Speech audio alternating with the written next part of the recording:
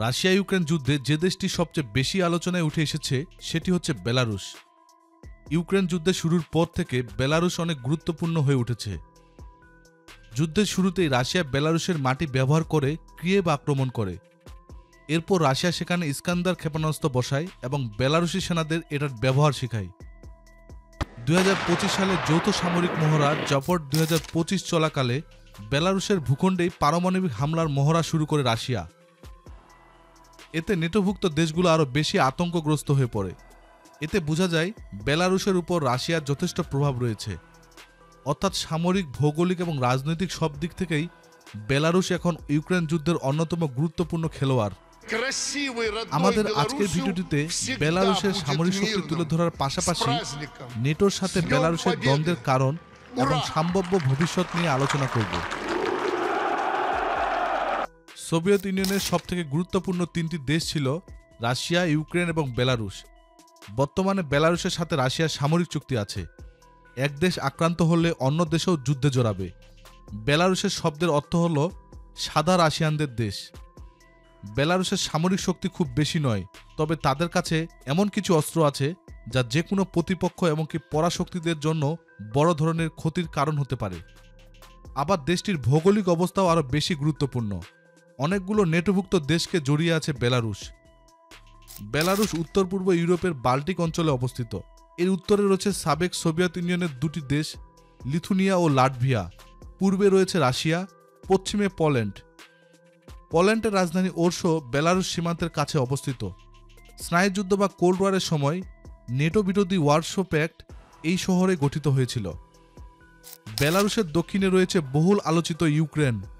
পারমাণবিক দুর্ঘটনার শিকার ইউক্রেনের চেরনোবিল অঞ্চলটি বেলারুশ সীমান্তে থেকে মাত্র কয়েক কিলোমিটার দূরে অবস্থিত। চেরনোবিলের বিস্ফোরণের পর মোট ক্ষতির 70% হয়েছিল বেলারুশের। এছাড়াও ইউক্রেনের রাজধানী কিয়েভও বেলারুশের সীমান্ত থেকে অল্প দূরত্বে অবস্থিত। এই জন্যই রাশিয়া ইউক্রেনে আক্রমণের শুরু থেকেই বেলারুশের মাটি ব্যবহার করেছিল। বেলারুশের আয়তন 2,07,595 বর্গ কিলোমিটার আর জনসংখ্যা 1 কোটির কাছাকাছি। বেলারুশের 84% মানুষ বেলারুশিয়ান হলেও 70% মানুষের ভাষা রাশিয়ান। মূলত বেলারুশ, ইউক্রেন এবং রাশিয়ান ভাষা এবং সংস্কৃতি মিলে অনেক। তারা একত্রে ইস্টার্ন স্লাভিক জাতি হিসাবে পরিচিত। সোভিয়েত ইউনিয়নের পতনের পর 90 দশকে বেলারুশের জন্ম থেকেই দেশটি শাসন করেছে আলেকজান্ডার লুকাশেঙ্কো। পুতিনের ঘনিষ্ঠ বন্ধু আলেকজান্ডার লুকাশেঙ্কো ঘোরতর নেটো এবং ইউরোপীয় ইউনিয়ন বিরোধী, যার কারণে পশ্চিমারা তাকে ইউরোপের সর্বশেষ স্বৈরশাসক বলে। আলেকজান্ডার লুকাশেঙ্কো প্রচণ্ড রকচটা মানুষ, এমনকি মাঝে মাঝে তার ঘনিষ্ঠ মিত্র ভ্লাদিমির পুতিনের সাথেও বিবাদে জড়িয়ে পড়ে। বর্তমানে আলেকজান্ডার লুকাশেঙ্কো বেলারুশের সামরিক বাহিনীর সর্বাধিনায়ক। তিনি সোভিয়েত ইউনিয়নের সেনাবাহিনীর কর্মকর্তা ছিলেন। গ্লোবাল ফায়ার পাওয়ার র্যাঙ্কিংয়ে বেলারুশের অবস্থান 70 নম্বরে। এত পিছনে থাকার কারণ বেলারুশের নিয়মিত সৈন্য কম এবং কোনো নৌবাহিনী নেই। বেলারুশের সামরিক বাহিনীতে নিয়মিত সৈন্য আছে 63,000, তবে সামরিক ট্রেনিংপ্রাপ্ত রিজার্ভ সৈন্য আছে 1,45,000 এবং প্যারামিলিটারি আছে 55,000। এত বিপুল সংখ্যক রিজার্ভ সৈন্য থাকার কারণ হচ্ছে অতীতে বেলারুশ সোভিয়েত ইউনিয়নের অন্যতম প্রভাবশালী সামরিক ইউনিট ছিল। বেলারুশের সামরিক বাহিনীতে সোভিয়েত এবং রাশিয়ান অস্ত্রে ভরা। বেলারুশকে রাশিয়ার সবথেকে ঘনিষ্ঠ মিত্র ধরা হয়। রাশিয়ার প্রধান বিমান নির্মাতা প্রতিষ্ঠান সুখোয়ের প্রতিষ্ঠাতা পাভেল সুখোই বেলারুশিয়ান ছিলেন। যুদ্ধ বিমান সহ অনেক অস্ত্র তৈরি এবং সংস্কারের ফেসিলিটি আছে বেলারুশে। এমনকি বাংলাদেশের MiG-29 যুদ্ধ বিমানগুলো বেলারুশের স্ট্যান্ডার্ডে বেলারুশ থেকে আপগ্রেড করে নেওয়া। বেলারুশের সেনাবাহিনীতে ট্যাঙ্ক আছে 862টি। সবগুলো ট্যাঙ্ক বিখ্যাত T-72 মেইন ব্যাটেল ট্যাঙ্ক। অর্ধেক ট্যাঙ্ক উত্তরাধিকার সূত্রে সোভিয়েত ইউনিয়নের কাছে পাওয়া, বাকি অর্ধেক রাশিয়ার কাছ থেকে পাওয়া। বেলারুশের কাছে ইউরোপের অন্যতম বৃহৎ এবং শক্তিশালী ট্যাঙ্ক বহর রয়েছে। এছাড়াও আর্মার্ড ভেহিকল আছে 13,376টি আর আর্টিলারি আছে 1,000-এর মতো। এক কথায় বেলারুশ ইউরোপের অন্যতম শক্তিশালী গ্রাউন্ড ফোর্স। মূলত সোভিয়েত ইউনিয়নের সময় থেকেই তাদেরকে এভাবে তৈরি করা হয়েছিল, কেননা পশ্চিমা শক্তি সোভিয়েত ইউনিয়নে আক্রমণ চালালে বেলারুশ দিয়েই প্রবেশ করত। বেলারুশের আকাশ প্রতিরক্ষা ব্যবস্থা অত্যন্ত শক্তিশালী। বর্তমান সময়ে সবথেকে সেরা মিসাইল সিস্টেম S-400 আছে বেলারুশের হাতে। S-400 ব্যবহারকারীদের মধ্যে বেলারুশ সবথেকে ছোট দেশ। S-400 ছাড়াও S-300 মিসাইল সিস্টেম আছে 24 ব্যাটারি। এগুলোর অর্ধেক সোভিয়েত ইউনিয়নের কাছে ভাগে পাওয়া, বাকি অর্ধেক রাশিয়ার কাছে কেনা। এগুলো ছাড়াও শর্ট রেঞ্জ এবং মিডিয়াম রেঞ্জের টোর, ওসা ও বুক মিসাইল সিস্টেম রয়েছে বেলারুশের কাছে। বেলারুশের বিমান বাহিনীর গৌরব উজ্জ্বল ইতিহাস রয়েছে। সোভিয়েত ইউনিয়নের 26তম এয়ার আর্মির ইউনিটকে নিয়ে বেলারুশের এয়ারফোর্স গঠিত হয়। বর্তমানে বেলারুশের বিমান বাহিনীতে থাকা সবথেকে শক্তিশালী বিমান হচ্ছে সুখোই 30।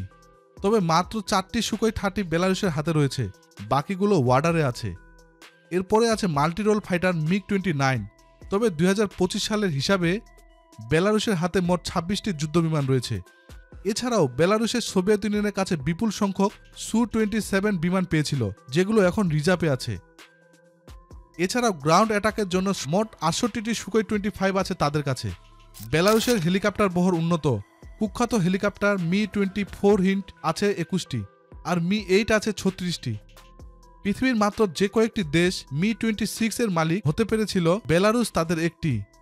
এটা বিশ্বের সর্ববৃহৎ হেলিকপ্টার। বেলারুশের কোনো সমুদ্রসীমা না থাকায় কোনো নৌবাহিনী নেই, তবে বেলারুশের স্পেশাল ফোর্সের খ্যাতি রয়েছে। রাশিয়ার ঘনিষ্ঠ মিত্র হওয়ায় বেলারুশ পশ্চিমাদের অন্যতম প্রধান টার্গেট, বিশেষ করে বেলারুশের প্রেসিডেন্ট আলেকজান্ডার লুকাশেঙ্কো। 2020 সালে লুকাশেঙ্কোকে হটানোর ষড়যন্ত্র ভেস্তে দিয়েছিল রাশিয়া। তবে বর্তমানে বেলারুশ নিয়ে সবথেকে গুরুত্বপূর্ণ বিষয় হচ্ছে দেশটির হাতে পারমাণবিক অস্ত্র আছে। রাশিয়া সম্প্রতি ইস্কান্দার ব্যালিস্টিক মিসাইল এবং স্ট্র্যাটেজিক বোমারুগুলো বেলারুশে মোতায়েন করেছে।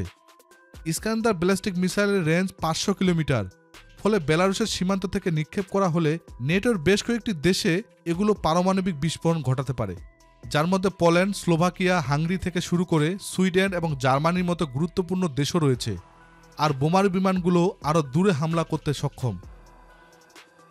প্রিয় দর্শক, রাশিয়ার ঘনিষ্ঠ মিত্র হওয়ার কারণে বেলারুশ আজ ইউরোপের নতুন আতঙ্কে পরিণত হয়েছে।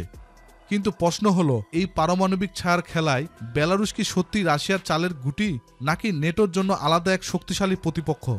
আপনার মতামত কমেন্টে জানান। রাশিয়া ইউক্রেন যুদ্ধ নিয়ে আরও জানতে আমাদের চ্যানেলটির ভিডিও ট্যাব থেকে ঘুরে আসুন। এই ভিডিওটি ভালো লাগলে লাইক বাটনে ক্লিক করুন। ভিডিওটি আপনার বন্ধুদের সাথে শেয়ার করে তাদেরকেও ভিডিওটি দেখার সুযোগ করে দিন। ধন্যবাদ।